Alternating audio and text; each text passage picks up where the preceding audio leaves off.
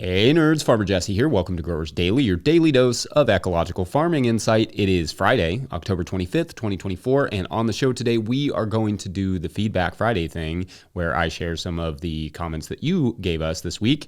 Going to get a question on keeping the deer fence clean and wrap it up with some mulch talk and a Friday field note. So let's do it.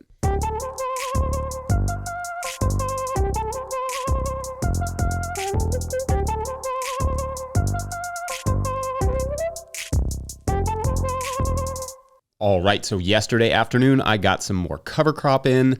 I'm still sowing crimson clover, rye, and vetch right now, but I've started to add some lacy phacelia into that mix as well. I don't like to plant that one too early or it will die in the freezes, but if you plant it in like late October, like right now, it will survive and flower in the spring, and it makes amazing flowers in May here. When you couple that with some peas, cilantro, and crimson clover, the pollinators go absolutely bananas. With most of those crops, even some of the generally winter-killed ones, including field peas, if you plant them late enough, they will generally survive the winter, in our climate at least, which is Central Kentucky, Zone 6B, USA, go Cats. Then you will just have to deal with them in the spring, which is fine because dealing with cover crops in the spring is my specialty. We'll get into more of that a little later when the time comes, maybe when you least expect it. I don't know, we'll see. I have a few more plots where I'd like to get some cover crops in this year before the winter really sets in. At least for us at this point, the window for any sort of winter killed cover crops is closed. So for now, it's all about those winter hardy cover crops, ones that will just survive the entire winter. I'll reserve a day next week to talk more about putting gardens to bed for the winter and best practices there. But today, because it's Friday, that means it is Feedback Friday, where we get some of your comments from the week. So we're going to start with a comment from Monday that I thought was a helpful addition to the conversation about silvo-horticulture, that is planting trees in and around gardens. This one comes from Linda Taylor 7718, who writes, quote, love your channel, and I don't usually comment, but I felt compelled to. In this case, I have trees around some of my annual crops, and I have to dig many trenches to stop roots from invading my beds, sucking out all the nutrients and water, end quote. Indeed, for whatever reason, this is just not something I mentioned in that episode, but I asked them if there were trees that they have and have not had trouble with, and they said, quote, I have a variety of fruit and ornamental trees here in Vancouver, BC. None were well behaved, but I would have to say cherry was the worst. My trenches had to be 2 feet deep with barriers to stop roots from coming in.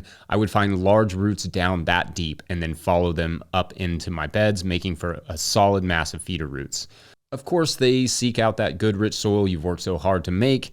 And that trench had better be very wide because those roots will circle around and back in, end quote. Now, I thought that was a very helpful comment, and something that has also been a theme this week is just how appreciating how smart and insightful and experienced so many of the commenters are over there at YouTube. To all of you over there who add stories and anecdotes and thoughtful insight, you all are much appreciated and an incredible resource I'm lucky to have. So thank you. Anyway, to that point, I'd love to hear other stories like this about trees you have and have not had major issues with in the gardens and best practices you've found for keeping tree roots out from causing, or at least from causing major issues in your growing beds. In that forthcoming silvo-horticulture book that I referenced in that episode, and again, I'll link it in the show notes, they do dedicate a relatively significant amount of time to not just how to plant trees, but how to plan for root management in the gardens, which I think is very helpful, but is also a section that anyone planting trees in and around their garden should read carefully because there's not one simple solution. Root pruning with a spade shovel may be a necessity for some, especially those working in low mechanization situations like us. Like we have a small tractor, but we have a small tractor, like you walk behind it. Root barriers for some may also be important. As we start to add trees to our own garden here in Kentucky, I will keep you updated on how this goes.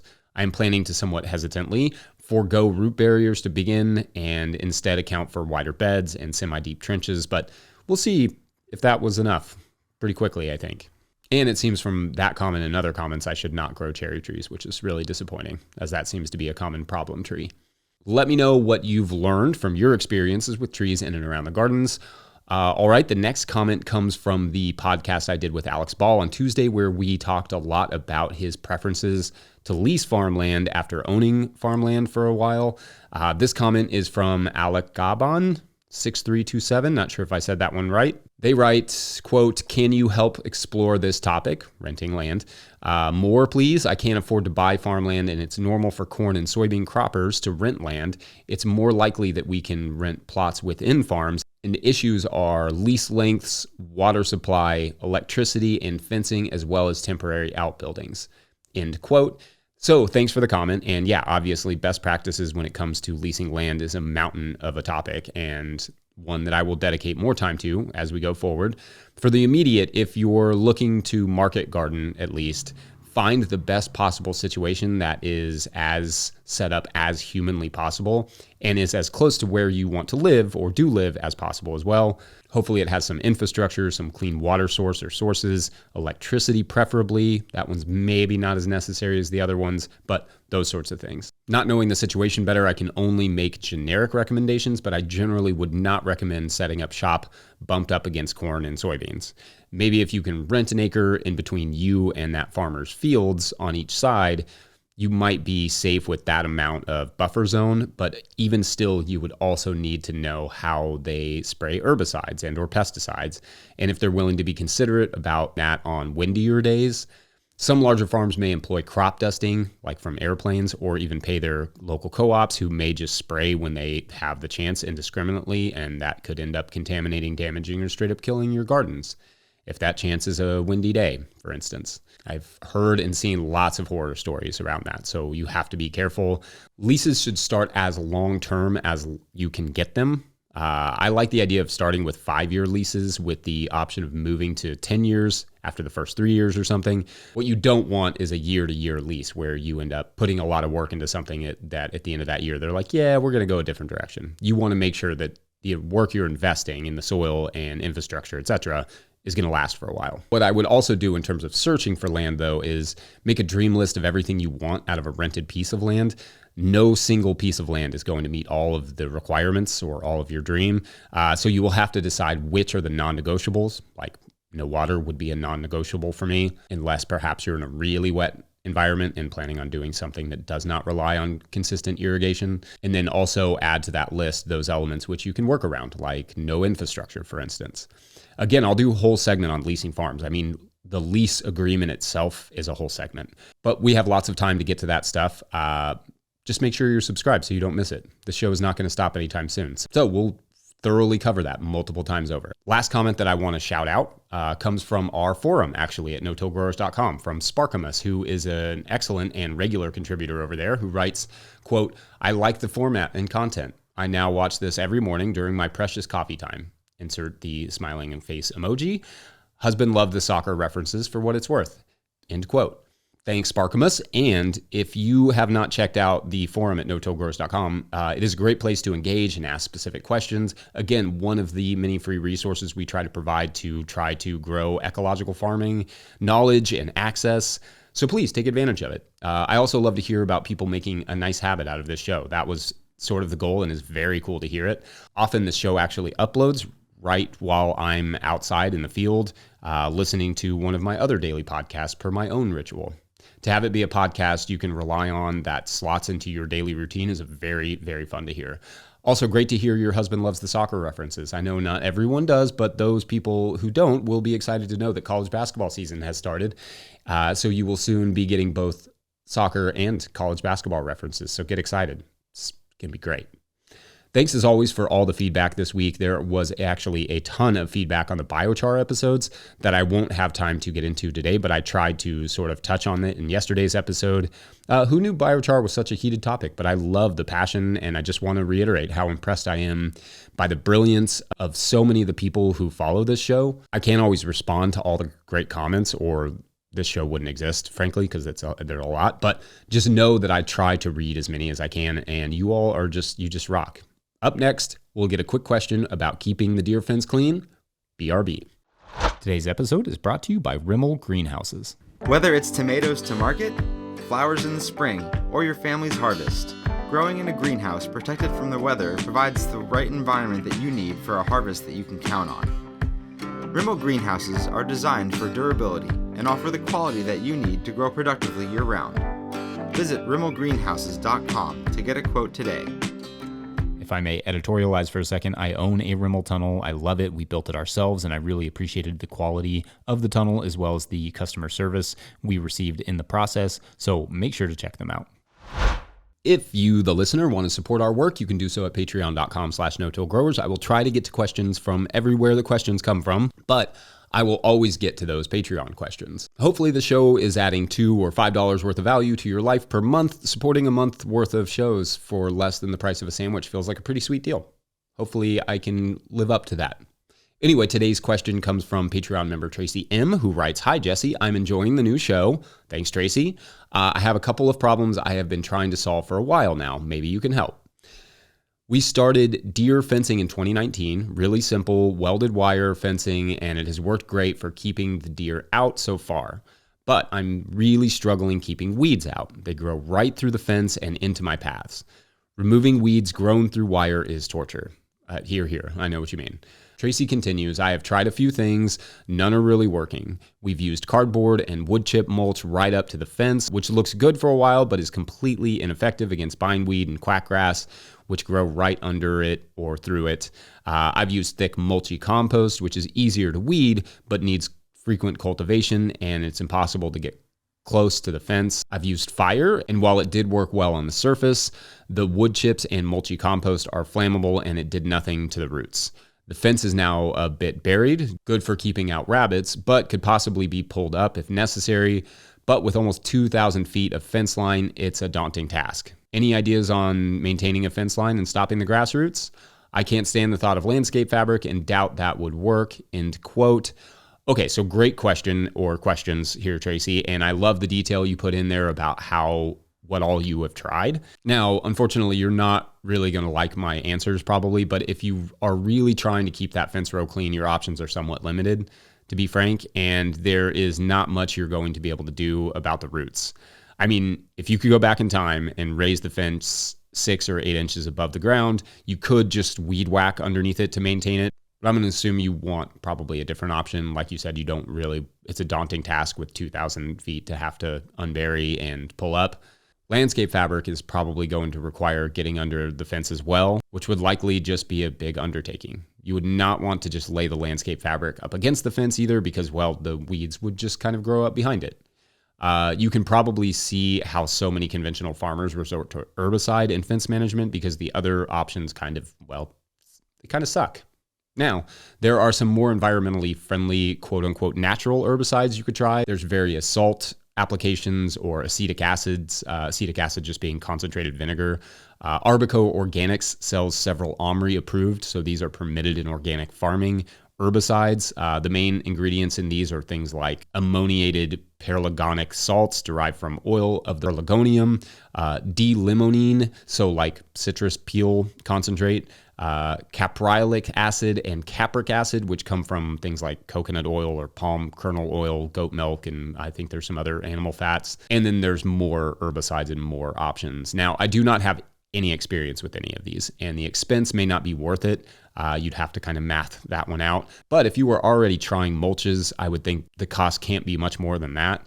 Also, you may personally not want to use an herbicide, even if it's natural or organically approved. And I get that. Just because it's organic doesn't mean it's harmless, and you would still want to wear protection over your face and your skin. Personally, for our fences, I usually just weed whack the fences as best I can, which admittedly means they remain a little messy, to my neighbor's dismay. But at some point, trees and such start to grow through, which means more and more work year after year. Unfortunately, there is not a ton that can be done once the fence is up. That does not involve removing the woven wire and either putting in weed barrier or raising the bottom off the ground, like I said, for easier sort of cleaning with a string trimmer. But I hope if someone has a better idea, they'll let us know. Not everyone can or wants to simply let their fence go. So what ways have you found that actually work? Otherwise, I do hope that was at least somewhat helpful, Tracy.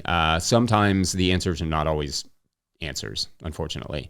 Okay, so when we come back, we'll dive into some mulch, figuratively dive. Be right back. So our work has always been about keeping farming information as free and open to the public as we possibly can, and that won't change. One way in which we make that possible, though, is through advertising on podcasts like this, on our YouTube channel, on our forum. and so on. So if you are a small farm-related company selling seeds or tools or something growers could use, or if you're an organization putting on some conference or offering a grant or looking for farmer contributors or something else farm-related that I'm not thinking of, get in touch with us at farmermichelle@notillgrowers.com. That's farmermichelle@notillgrowers.com. Supporting us helps to grow this work and grow farmers. So we all thank you. Again, that email is farmermichelle@notillgrowers.com, or you can find our contact information at notillgrowers.com. All right. Thanks, y'all. Enjoy the show. Okay, so yesterday I mentioned an article that was in Growing for Market magazine that was essentially a small research study, but written out in lay terms, which was, again, awesome. I would love to see way more of that. Very cool. And today I thought I would just actually touch on one part of that study, which I found interesting.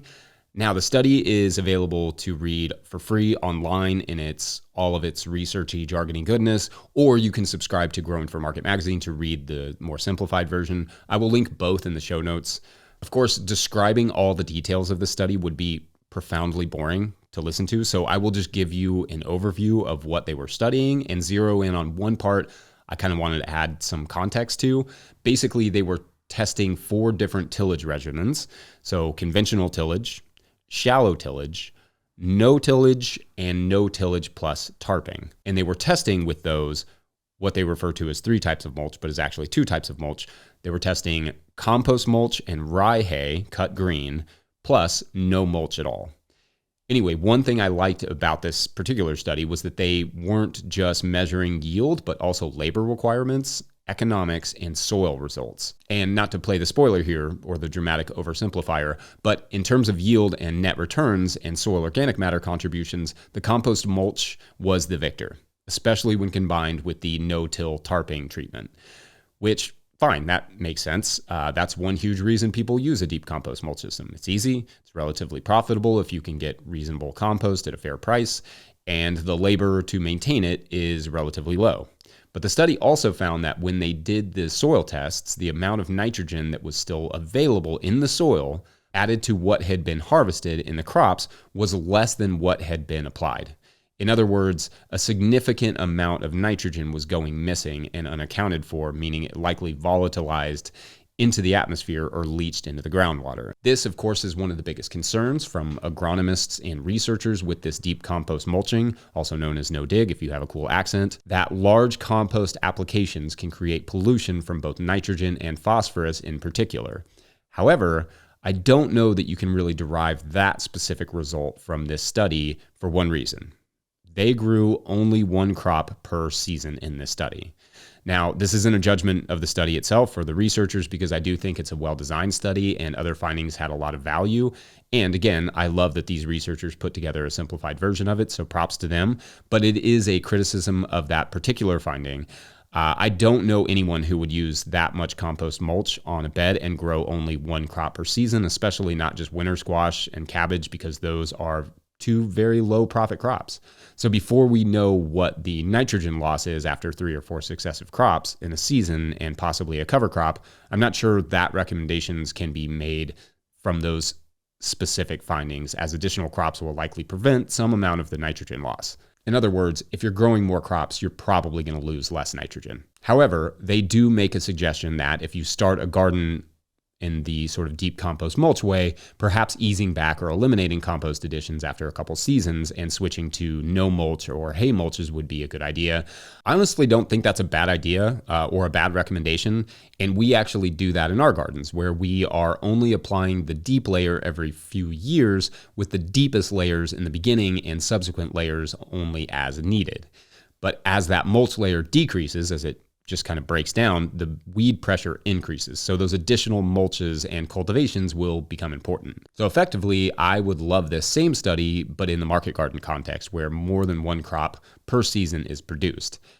Because as we are always saying, and as I designed the Living Soil Handbook around, it's not just about keeping the soil covered and undisturbed as much as possible, but also keeping it planted as much as possible. Anyway, big cheers for the researchers like these, finally giving us some research on these methods in general, and then giving them to us in a readable format. Love it and appreciate it. Love you all and appreciate you all as well. I'm going to wrap it up there and get out of here for a big weekend of harvesting and then soccer coaching. This is the penultimate game weekend for us, penultimate being a word that soccer people seem to really love more than any other industry, with next week being the league tournament, which marks the end of the soccer season. The end of the soccer season is always a sad time for me. Gonna miss the kids a lot and the challenge of coaching, but much like farming, we'll take the winter to improve my coaching education and get ready for the spring. Huge shouts to Willie Breeding for the theme music and to the folks at No-Till Growers for their support. Make sure to stay tuned for your Friday field note, but first, got to do the Patreon shoutouts from patreon.com/no-till-growers, where at a certain level, or if you just bump up from one level to another, or if you just sign up in the month of October, you get a shout out on the show. So big shout outs today to Anna Kristen, Christine Bell. Oh man, if the next one had been like Bell Yoder, that would have been awesome, but it's Dwight Yoder. Dwight Yoder is actually, I don't think this is them, but is the name of a friend I had in like high school, who was a better skateboarder than I was, and also became was one of those people that was just like talented at everything. And so I bet he's off like running a really awesome farm and daily podcast somewhere. Shout outs to Dwight. Who else? The Gardening Nutritionist and Rebecca Zezus. It's a fun name to say, Rebecca. Shout out to everyone who supports us in whatever way that you can. I really appreciate you all. It's been a fun week. Next week will be even funner. That's a word. Have a great weekend. Enjoy your Friday field note. Bye. So I think I've talked before about, maybe even in the first episode or something, where like I really like having a balance between like physical work and mental work and all that stuff. And since I started the daily, and it takes up a huge portion of my capacity, of my brain, of my time, I've like really started enjoying my afternoons out in the field. And, I just planted, a couple thousand lettuce plants and got some cover crop seed in, and it was just like a really nice afternoon. It was pretty efficient, and I keep being like, this is amazing. Like, farming's awesome. And then I realized it's fall, and it's been like 70 degrees every day and perfect every single day. And I'm like, oh, right, this may be a different story in the summer. So we shall see. All right, you all have a great weekend. Bye.